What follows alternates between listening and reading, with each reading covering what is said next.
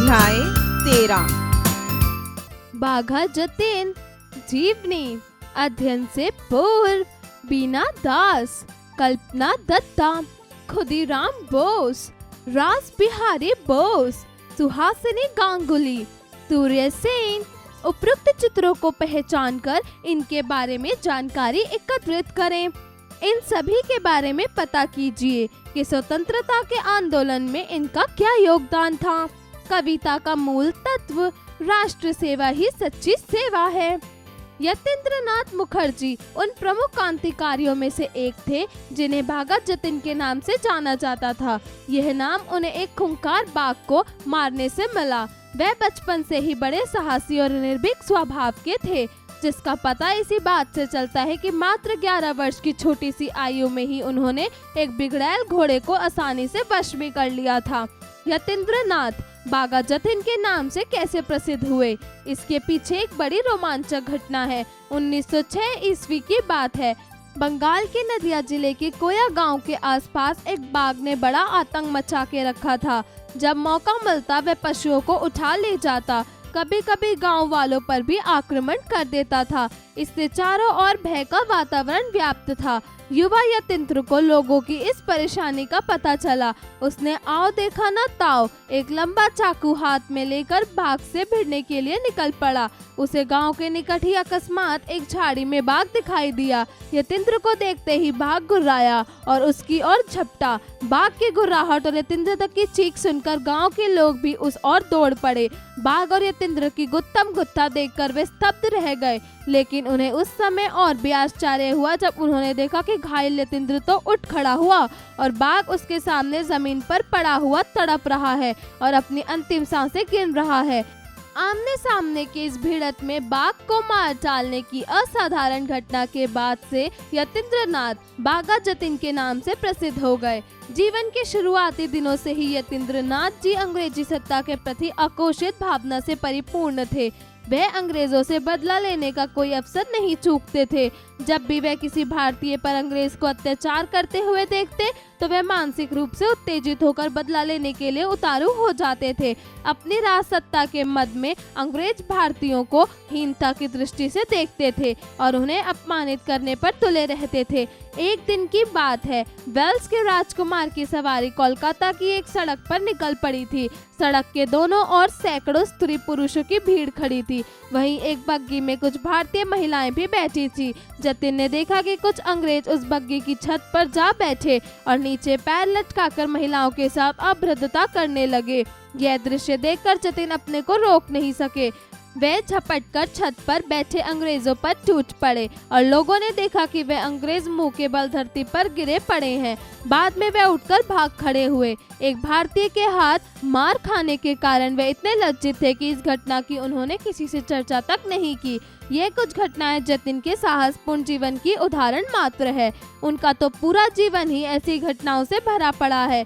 इस कारण ही उस समय के क्रांतिकारियों ने नेता महर्षि अरविंद ने उनकी भूरी भूरी प्रशंसा की थी। उनका कहना था कि जतिन का स्थान मानवता की सर्वोच्च श्रेणी में बना रहेगा। राष्ट्रभक्त क्रांतिकारी यतीन्द्र मुखर्जी का जन्म 8 दिसंबर 1879 ईस्वी को बंगाल में नदिया जिले के कोया नामक गांव में अपनी ननिहाल में हुआ था। वे 5 वर्ष के थे तभी पिता उमेश चंद्र का साया उनके सिर पर से उठ गया। मां शरद शशि ने बड़ी सावधानी से बालक का पालन पोषण किया और उसके चरित्र निर्माण और नैतिक गुणों के विकास पर विशेष ध्यान दिया। मामा ने जतिन की शिक्षा की व्यवस्था की। MA की परीक्षा पास करने के बाद वे बंगाल सरकार के वित्त सचिव हविलर के अधीन क्लर्क के पद पर नियुक्त हुए। आजीविका के लिए विदेशी सरकार की नौकरी स्वीकार करने पर भी जतिन के अंदर देशभक्ति की भावना भरी हुई थी। बंगाल में जो क्रांतिकारी आंदोलन आरंभ हुआ था उसका पूरा प्रभाव उन पर पड़ रहा था। बंकिम चंद्र का प्रसिद्ध उपन्यास आनंद मठ से जतिन बहुत प्रभावित थे। समाज सेवा के कामों में भी जतिन की बड़ी रुचि थी। जहां भी किसी को संकट में देखते सहायता के लिए पहुंच जाते थे। उनकी इस सेवा भावना से भगिनी निवेदिता बड़ी प्रभावित हुई और उन्होंने जतिन की भेंट स्वामी विवेकानंद से कराई। जतिन के ऊपर सन्यासी भोलानाथ गिरी का भी प्रभाव पड़ा। जतिन ने उनसे दीक्षा ले ली थी। सन 1905 के बंगभंग विरोधी आंदोलन से प्रेरित होकर बंगाल में उनके ग्रुप क्रांतिकारी संगठन बने। उनका उद्देश्य विदेशी सरकार के विरुद्ध अपनी समानांतर सरकार स्थापित करना था। इस आंदोलन में अरविंद घोष की बड़ी महत्वपूर्ण भूमिका थी। उन्होंने अपने विचारों के प्रचार के लिए युगांतर नाम की पत्रिका प्रकाशित की और इसी नाम का एक बड़ा क्रांतिकारी संगठन बनाया। इन सब कार्यों में जतिन अरविंद के प्रमुख सहयोगी थे। उनके उत्साह, लगन और राष्ट्रीय सेवा की भावना से प्रभावित होकर अरविंद उन्हें अपना दाहिना हाथ कहते थे। जतिन ये सब कार्य सरकारी सेवा में रहते हुए कर रहे थे। उनकी सरकार विरोधी इन गतिविधियों की किसी को भनक तक भी नहीं लगती थी। अपने आकर्षक व्यक्ति के कारण वे युवकों को सहज ही अपनी ओर आकर्षित कर लेते थे। वे उनसे कहते, इंसान बनो, गीता पढ़ो और मृत्यु से कभी मत डरो। सन 1910 की बात है। कोलकाता हाई कोर्ट के भीड़ भरे आंगन में क्रांतिकारी ने सरकारी वकील की हत्या कर दी थी। इस मामले में आपने अपने साथियों के साथ जतिन भी गिरफ्तार हुए। उन पर हावड़ा षड्यंत्र केस के नाम से मुकदमा चला, पर साक्ष्य के अभाव में सब लोग छूट गए। परंतु जतिन सरकार की आंखों में तो खटक ही रहे थे। जतिन ने अपनी पूरी शक्ति क्रांतिकारी आंदोलन को संगठित करने में लगाई। उन्होंने अनेक छोटे छोटे दलों को एक में मिलाया और उनके प्रयत्न से युगांतर पार्टी और भी सुदृढ़ हुई। क्रांतिकारियों को अपना कार्य जारी रखने के लिए धन की बड़ी आवश्यकता थी। इसी से वे शस्त्र खरीद सकते थे। गुप्त संगठन होने के कारण किसी से खुलेआम चंदा मांगना संभव नहीं था, इसलिए धनी व्यक्ति और व्यावसायिक संस्थाओं से बलपूर्वक धन वसूलना पड़ता था। जतिन के दल को भी ऐसे अनेक कार्य करने पड़े। इनमें गार्डन रीच और बलिया घाट की घटनाएं विशेष प्रसिद्ध हुई। इनमें क्रांतिकारियों के हाथ पर्याप्त धन लगा था।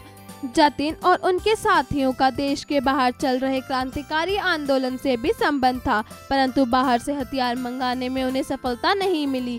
सरकार के खुफिया विभाग को यह पता चल गया कि जतिन का पथरिया घाट का घर क्रांतिकारी गतिविधियों का केंद्र है और वहीं सारी योजनाएं बनती हैं। एक दिन पुलिस ने अपना मुखबिर उनके घर भेजा। क्रांतिकारियों को ज्यों ही उसकी असलियत का पता चला, वह जीवित नहीं लौट पाया। उसी दिन से ब्रिटिश सरकार की पूरी शक्ति जतिन के पीछे लग गई। वे और उनके साथी स्थान बदलते रहे, पर अंत में पुलिस को उनके छिपने के एक अड्डे का पता चल गया। पुलिस दल बल के साथ उस अड्डे को जब तक घेरती, जतिन और साथी वहां से भी निकल गए। वे भूखे प्यासे कटीली झाड़ियों और दलदल को पार करते हुए 20 किलोमीटर दूर बालासोर के जंगल में जा पहुंचे। लेकिन पुलिस को उस स्थान का भी पता लग गया। उसने एक चाल और चली। आसपास के गांव में यह झूठा प्रचार कर दिया कि जंगल में 4-5 डाकू छुपे हुए हैं।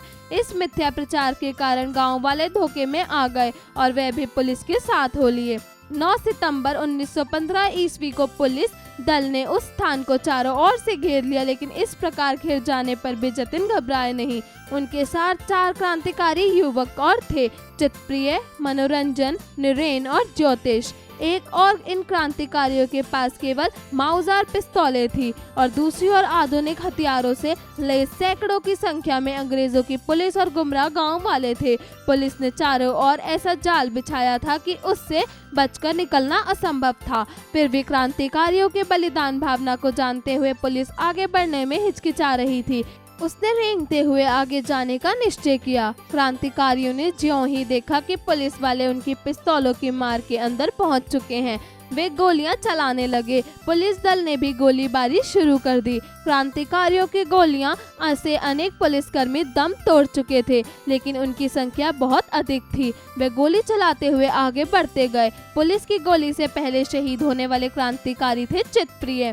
जतिन को भी कई गोलियां लग चुकी थी, फिर भी वे लोग आखिरी गोली तक पुलिस का सामना करते रहे। दोनों ओर से 75 मिनट तक गोलियां चलती रही। ज्यों ही क्रांतिकारियों की ओर से गोलियां चलनी बंद हुई, पुलिस ने इन घायलों युवकों को गिरफ्तार कर लिया। उन्हें अस्पताल ले जाया गया। जतिन का ऑपरेशन हुआ, पर उसके बाद ही भारत माँ का यह सपूत सदा के लिए चल बसा।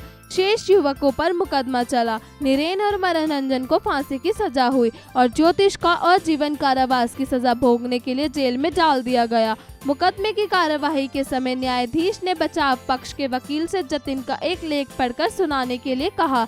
लेख सुनकर न्यायाधीश के मुंह से अकस्मात निकल पड़ा, यदि यह वीर जीवित होता तो विश्व का नेता होता। जतिन महान क्रांतिकारी तो थे ही, वह बहुमुखी प्रतिभा के धनी भी थे। अंग्रेजी और बांग्ला भाषा पर उनका अच्छा अधिकार था। वे दोनों भाषाओं में लिखते थे। उनके लेख युगांतर पत्रिका में प्रकाशित होते थे। उनके विचार बड़े प्रगतिशील थे और वे रूढ़ियों तथा विकृत परंपराओं का खुलकर विरोध करते थे। इस कारण साहित्यकारों में उनकी बड़ी प्रसिद्धि थी। क्रांतिकारी साथी तो उनके प्रति भक्ति भाव रखते ही थे। अपनी असाधारण निर्भीकता, उच्च मानवीय गुणों, बौद्धिक क्षमता और आध्यात्मिक रुचि के कारण वे विश्व कवि रविंद्रनाथ ठाकुर और प्रसिद्ध राष्ट्रवादी नेता चित्तरंजन दास की प्रशंसा के पात्र बन गए थे। देश के लिए संघर्ष करते हुए अपना जीवन न्यौछावर करने वाले लोग निराले ही होते हैं। उनका बलिदान आने वाली पीढ़ियों को प्रेरणा देता है और इतिहास के पृष्ठों में उनका नाम सदा के लिए अंकित हो जाता है। बाघा जतीन एक ऐसी ही अमर बलिदानी थे। शब्दार्थ: निर्भीक अर्थात निडर, बिना भय के। हीनता अर्थात क्षुद्रता।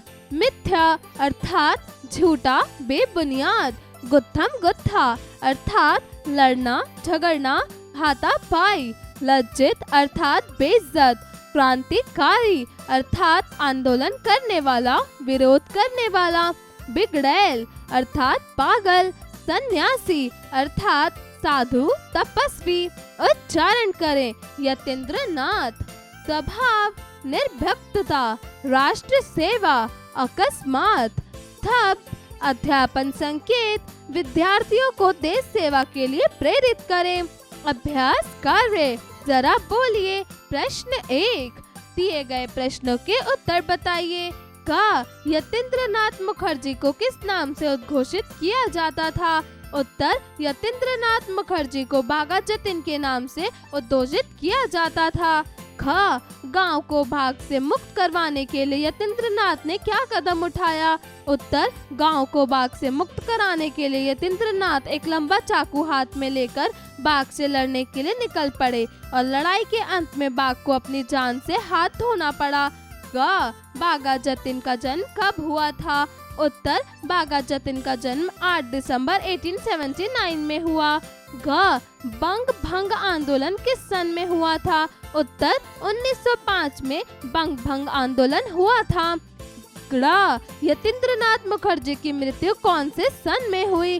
उत्तर: यतीन्द्रनाथ मुखर्जी की मृत्यु 10 सितंबर 1915 में हुई थी। जरा लिखिए। प्रश्न 2, दिए गए प्रश्नों के उत्तर लिखिए। क, यतीन्द्रनाथ जी ने किन कारणों से विदेशी सरकार की नौकरी स्वीकार की? उत्तर: यतीन्द्रनाथ जी का हृदय देशभक्ति की भावना से भरा हुआ था। यही कारण थी कि वहाँ विदेश सरकार की नौकरी को स्वीकार किया ताकि उस महकम से रहकर वे अपने देश के प्रति होने वाले क्रांतिकारी गतिविधियों में हिस्सा ले सकें। ख, मुखर्जी को किन किन महापुरुषों ने प्रभावित किया? उत्तर: यतीन्द्रनाथ मुखर्जी बंकिम चंद्र द्वारा रचित उपन्यास आनंद मठ से बहुत प्रभावित थे। इसके अलावा विवेक चंद तथा सन्यासी भोलानाथ जी का भी अधिक प्रभाव था।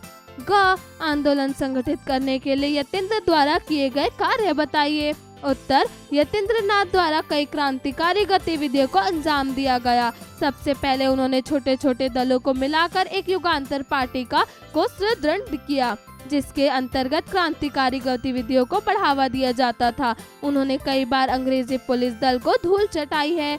घ, स्त्रियों के साथ घटित किस घटना ने जतीन के स्वाभिमान को चुनौती दी? वर्णित करें।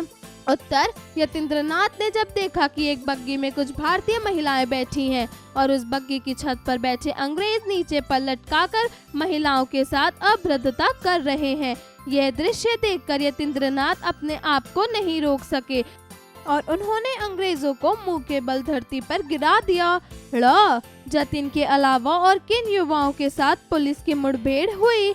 उत्तर: जतीन के अलावा उनके अन्य 4 साथी क्रांतिकारी युवकों के पुलिस में मुठभेड़ हुई, जिनके नाम है चितप्रिय, मनोरंजन, नरेन और ज्योतिष। प्रश्न 3, दिए गए रिक्त स्थानों की पूर्ति कीजिए।